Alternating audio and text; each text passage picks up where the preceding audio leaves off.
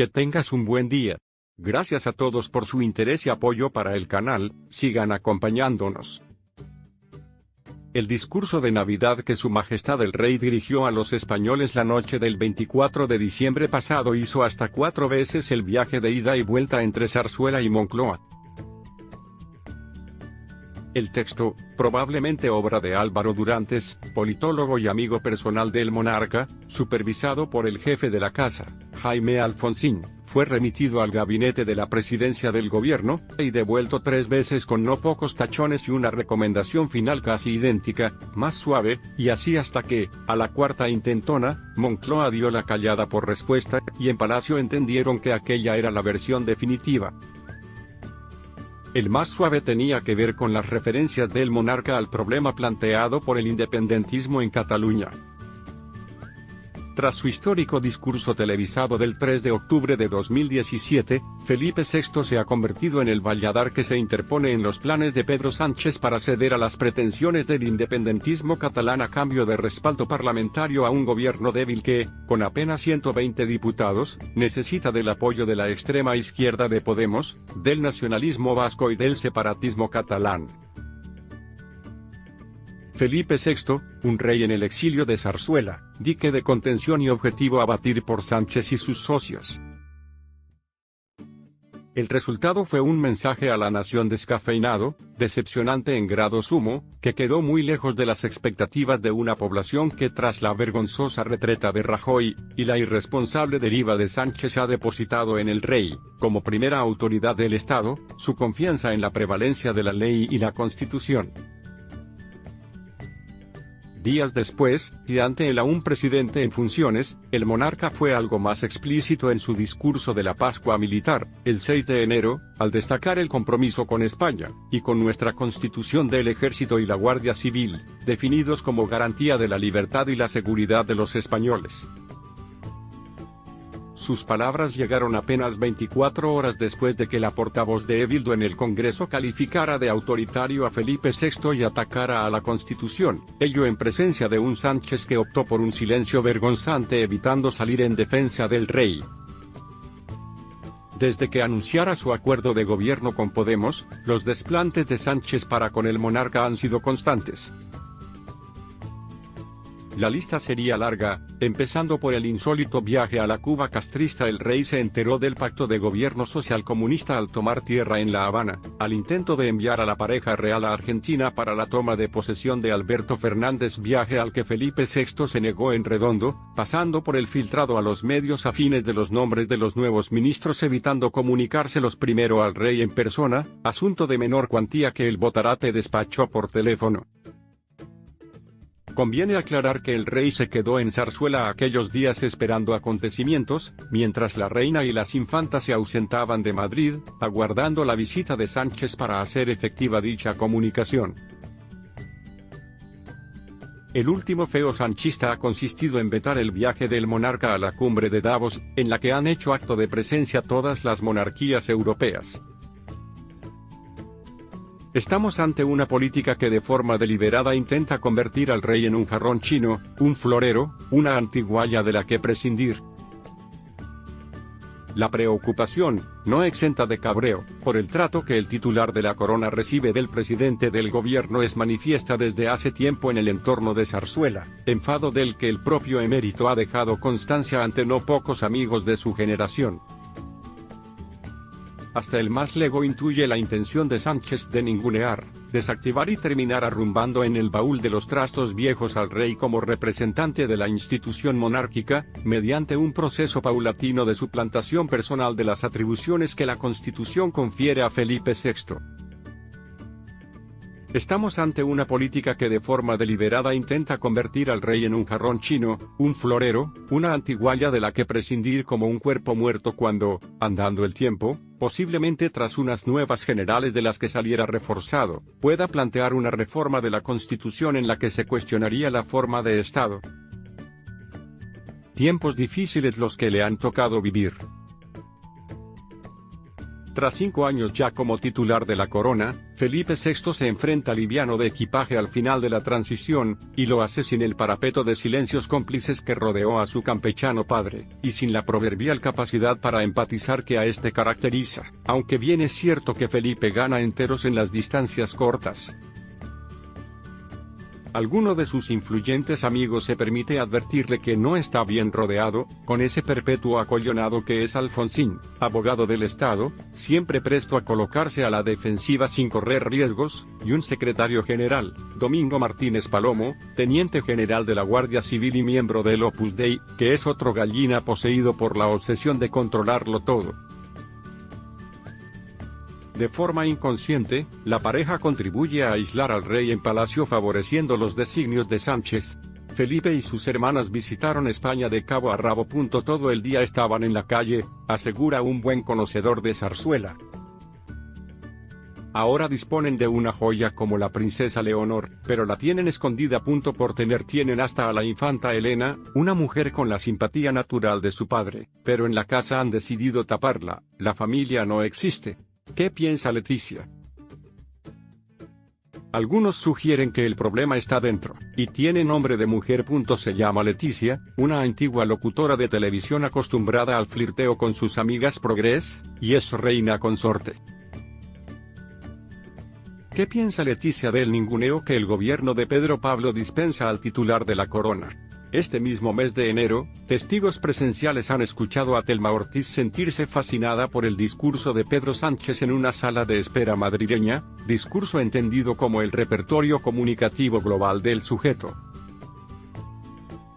Los amigos antes citados insisten en la necesidad de romper ese aislamiento mediante una estrategia alternativa destinada a recuperar protagonismo, evitando que la corona termine pareciendo una institución superflua y prescindible. Se trata de hacer algo dentro de los márgenes que la Constitución le confiere, pocos pero trascendentales, nada menos que los de garante de la unidad nacional y jefe de las Fuerzas Armadas. Escapar al cerco tendido por el insensato que nos gobierna no es fácil. De forma tan indirecta como certera, el propio rey dio en la diana durante la cena que el presidente de Israel, Reuven Rivlin, ofreció esta semana a los mandatarios presentes en Jerusalén para conmemorar el 75 aniversario de la liberación de los campos de exterminio de Auschwitz-Birkenau. No hay mayor insensatez que la de quienes se sienten legitimados para discriminar, consentir la intolerancia o promover el resentimiento contra otros por interés político, extremismo religioso u odio racial, aseguró el monarca en un discurso realizado en nombre de todos los invitados.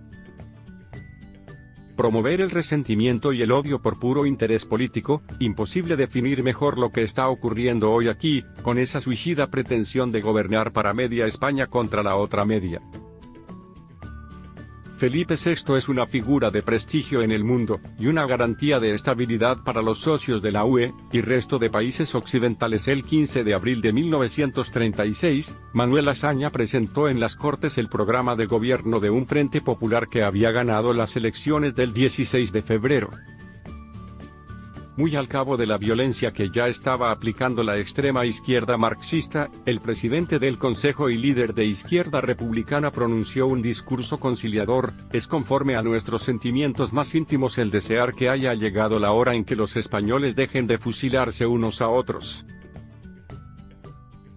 Le respondió José María Gil Robes, en nombre de los diputados de la Seda, con otro de enorme altura moral, para evitar injusticias sociales, para llevar a una más justa distribución de la riqueza. Yo le digo que nuestros votos estarán a disposición de su señoría.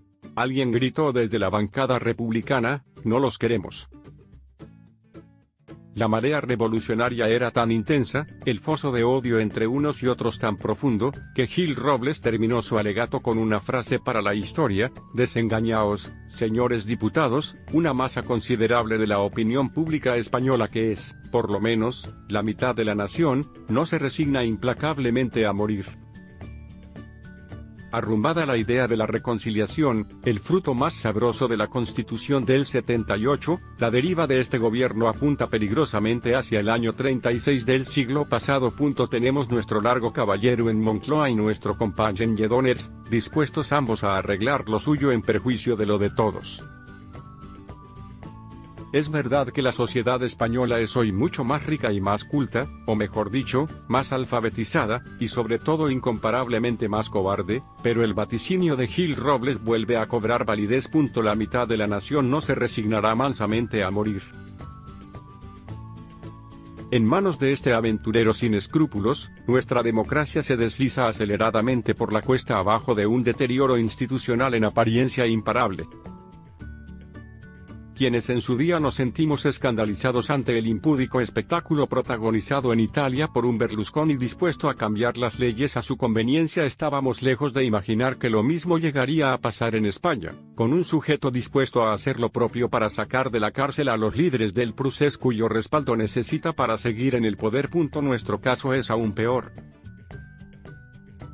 Sánchez no le estaría dando un trato de favor a Junqueras, se estaría dando un trato de favor a sí mismo, porque la reforma del Código Penal no pretende aliviar el sufrimiento del preso, sino prolongar su estancia en la Moncloa. Escribía a Rafa Latorre en El Mundo: hay una España sometida al interés de un gobierno, y no al revés. No es piedad, es ambición.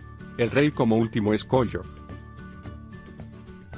Un gobierno dispuesto a cambiar el Código Penal y, naturalmente, la Constitución llegado el caso, que ha decidido unir su suerte a la de la brutal dictadura venezolana, de la mano de sus socios de gobierno, la claque de Maduro en España, como ha demostrado el episodio protagonizado por el ministro Ábalos en Barajas con la vicepresidenta del tirano, una exclusiva de este diario. La respuesta del aludido explicita mejor que 1000 palabras la talla moral del sujeto y del gobierno al que pertenece. Yo vine para quedarme y a mí no me echa nadie, dijo ayer el demócrata, que días antes había despachado el asunto de forma destemplada y soez, amenazadora incluso, propia de ofendido matón de club de Alterni. Frente a tal fundamental desafío, la figura del rey emerge más que nunca como Valladar, último escollo que deberán superar quienes pretendan no ya dar por cerrada la transición, muerta de muerte natural, sino acabar con el régimen de monarquía parlamentaria para ir hacia esa república de carácter plurinacional que pretende el PSOE de Sánchez. Esto es una figura de prestigio en el mundo, y una garantía de estabilidad para los socios de la UE y resto de países occidentales, cuya importancia a la hora de anclar a España en esa comunidad de naciones que comparte los principios de la democracia liberal va a ir en aumento ante la creciente amenaza del gobierno frente populista de Pedro Pablo. El monarca cuenta con el total respaldo de los gobiernos de la UE, y naturalmente del de Estados Unidos y sus servicios de inteligencia, aunando la amistad de los dueños del petróleo, y la del lobby judío. El episodio de Barajas ha puesto sobre aviso a Washington. De pronto, el fantasma de una sucursal europea amiga de la narcodictadura venezolana se ha hecho presente en la administración Trump. Acostumbrado a pasarse por el arco de sus caprichos a un país carente de fibra moral como el nuestro, el intrépido Sánchez ha ido a buscarse un mal enemigo. Pablo Iglesias y Alberto Garzón prometen ante el rey sin corbata y con un símbolo comunista. Los 22 ministros del segundo gobierno de Pedro Sánchez han prometido su cargo ante el rey. En un acto en el salón de audiencias en el Palacio de la Zarzuela, Pablo Iglesias ha optado por mantener su estilo habitual, por ejemplo cuando acude a los plenos del Congreso de los Diputados. Ha llevado chaqueta, pero no corbata. Tampoco Alberto Garzón, líder de Izquierda Unida, se ha puesto corbata ni traje completo para este acto solemne de promesa en el Palacio de la Zarzuela. Iglesias y Garzón han coincidido en otro detalle. Ambos se han puesto la misma insignia en la solapa izquierda de la chaqueta. Se trataba de un triángulo rojo. Garzón lo luce de forma habitual, pero Pablo Iglesias no tanto. Es un gesto simbólico. Los nazis colocaban un triángulo rojo a los prisioneros comunistas en los campos de concentración. De ahí que se pueda entender como un recuerdo a los comunistas que fueron internados en los campos de concentración nazis, incluidos muchos españoles exiliados de España por la guerra civil. Pablo Iglesias inicia un aplauso. El acto ha tenido otros detalles llamativos. Una vez que todos los ministros han prometido su cargo y han pasado a saludar al rey, don Felipe se ha colocado con ellos, y con Pedro Sánchez para hacerse una foto, como es habitual. Lo que no es habitual, y ha resultado algo insólito, es que al disolverse la foto, Pablo Iglesias ha comenzado a aplaudir, y con él otros miembros del gobierno. Algunos ministros se han mostrado especialmente emocionados en este acto, como Yolanda Díaz, de Galicia en Común. Ministras y ministros. Otra curiosidad han sido las fórmulas que han usado los miembros del nuevo gobierno. Todos han prometido, ninguno ha jurado, y de hecho sobre la mesa solo había un ejemplar de la Constitución y no la Biblia ni un crucifijo, como solía haber en ocasiones anteriores. Las variaciones han versado solo sobre cómo se referían al Consejo de Ministros, al final de la fórmula de promesa que exige guardar, y hacer guardar el secreto de las deliberaciones de dicho órgano. Varios ministros lo han citado como Consejo de Ministros y Ministras, dando énfasis así a una denominación más feminista. Así lo han hecho, por ejemplo, Pablo Iglesias, la ministra de Asuntos Exteriores Arantxa González Laya, Luis Planas Agricultura, José Manuel Rodríguez Uribe Cultura y Deportes, Alberto Garzón Consumo, Carolina Darias Política Territorial y Función Pública. La número 2 de Podemos y, precisamente, nueva ministra de Igualdad, Irene Montero, ha optado por una formulación más novedosa aún, Consejo de Ministras, sin ministros. Dentro del feminismo hay quienes optan ya por usar el plural femenino como genérico, sin desdoblar el sustantivo. Otros, directamente, han usado el término oficial y habitual, Consejo de Ministros. También ha habido diferencias en la inclinación ante el rey que han hecho los ministros al acercarse a prometer. Algunos se han detenido ante Felipe VI y han inclinado algo más la cabeza, como Arantxa González Laya, Carolina Darias y Manuel Castells, de Podemos, quien por cierto fue profesor del rey en la universidad. Otros, como Pablo Iglesias y María Jesús Montero, se han limitado a hacer un gesto con la cabeza y a sonreír hacia el jefe del Estado mientras caminaban hacia la mesa.